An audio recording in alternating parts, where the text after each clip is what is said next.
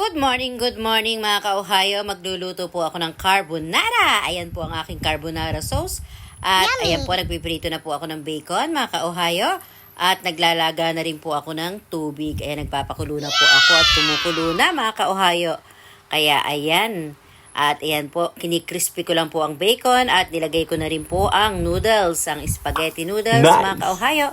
7 minutes lang po natin yan iluluto. Tatakpan ko po muna. Then, ipipirito ko pa po ang aking bacon mga ka-Ohio. Ayan. Siya po ay ating kinikrispy mga ka-Ohio. Then, ilalagay na po natin ang ating carbonara sauce. Ayan, may nabibili na po mga ka-Ohio na nakapaklang. Dito po sa Japan ay, ayan, marami pong easy to cook lang po na mga ready to made na mga pang-recipe po sa ating spaghetti mga ka-Ohio. Napakadami pong flavor na pagpipilian.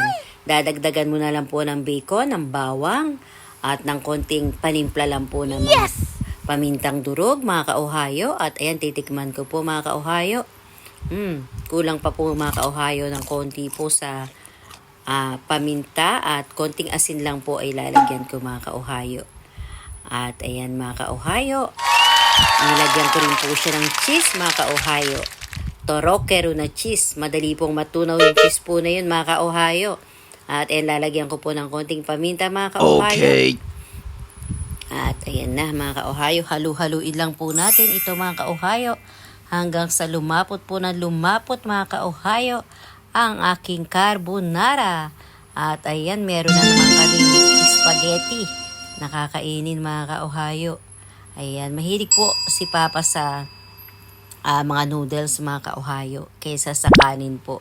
Kaya ayan na mga ka-Ohio, luto na po ang aking carbonara sauce mga ka-Ohio at iniintay ko lang po na mag 7 minutes at aahunin ko na din po ang aking noodles mga ka-Ohio.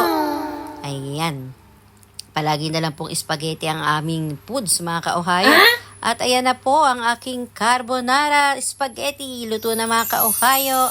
Para sa amin pong tatlo yan mga ka-Ohio. Ayan, wala pong lamangan. Talaga pong yan ay hating-hati. Hating-hati.